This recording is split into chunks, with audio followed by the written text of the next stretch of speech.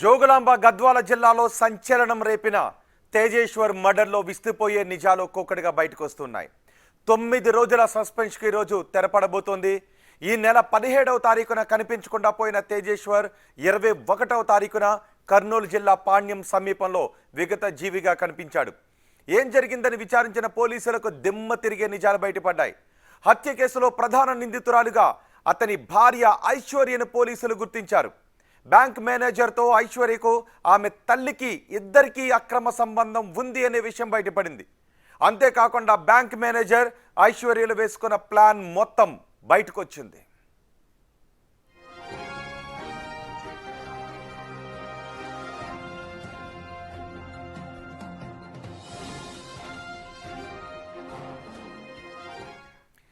మరింత సమాచారం మా ప్రతినిధి శంకర్ అందిస్తారు. శంకర్, విచారణలో పోలీసులకు ఇంకా ఎటువంటి విస్తుపోయే విషయాలు తెలుస్తూ ఉన్నాయి? తిరుమల రావు పోలీసులకు దొరికాడా? ఎస్ రోహిత్, జోగులాంబ గద్వాల జిల్లాలో తేజేశ్వర్ మర్డర్కు సంబంధించినటువంటి మిస్టరీ వీడనుంది. తెలుగు 2 రాష్ట్రాల్లో హాట్ టాపిక్గా మారినటువంటి ఈ వ్యవహారంలో 9 రోజుల తర్వాత ఈ యొక్క మిస్టరీ సస్పెన్షన్ వాతావరణానికి కూడా తెరదించనున్నారు పోలీసులు. ముఖ్యంగా ఈ నెల 17వ తేదీన అదృశ్యమైనటువంటి తేజేశ్వర్ను పూర్తిగా అతి కిరాతకంగా ఐశ్వర్యకు సంబంధించినటువంటి ప్రియుడు తిరుమలరావు కలిసి అత్యంత దారుణంగా హత్య చేసినటువంటి ఘటన, హత్య చేసినటువంటి పరిస్థితి ఒక్కసారిగా రాష్ట్ర వ్యాప్తంగా సంచలనంగా మారింది. ఈ క్రమంలోనే 9 రోజుల తర్వాత ఈ యొక్క మర్డర్ మిస్టరీని కూడా పోలీసులు ఛేదించినటువంటి పరిస్థితి. నిన్న శంషాబాద్ ఎయిర్పోర్ట్లో అరెస్టు చేసినటువంటి తిరుమలరావును గద్వాల రూరల్ పోలీస్ స్టేషన్కు తీసుకువచ్చి ఎస్పీ సమక్షంలో 24 గంటల పాటు విచారణ చేపట్టారు. ఈ విచారణలో విస్తుపోయే నిజాలన్నీ కూడా వెలుగులోకి వస్తున్నట్లుగా తెలుస్తున్నాయి.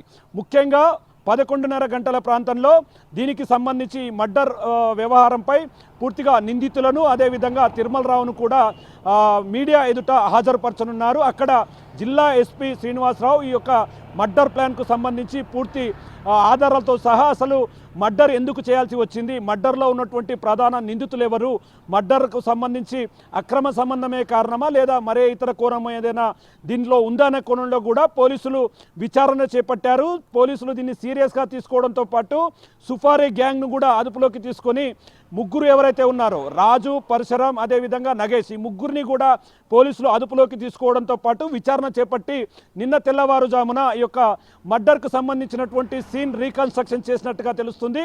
ఏదేమైనప్పటికీ ఒకవైపు కర్నూలు పోలీసులకు, మరోవైపు ఇటు గద్వాల పోలీసులకు ఇది ఒక తలనొప్పిగా మారినటువంటి సిచ్యువేషన్. మొదట అంతా కూడా అదృశ్యమైపోయాడు, అతని కోసం వెతుకులాట ప్రారంభించామనుకున్నారు. కానీ ఒక్కసారిగా ఈ వ్యవహారంలో అతని భార్య ప్రమేయం ఉంది, ప్రియుడి ప్రమేయం ఉంది అని తెలియడంతో పోలీసులు దీని మీద క్లియర్ కట్గా ముందుకు వెళ్ళారు.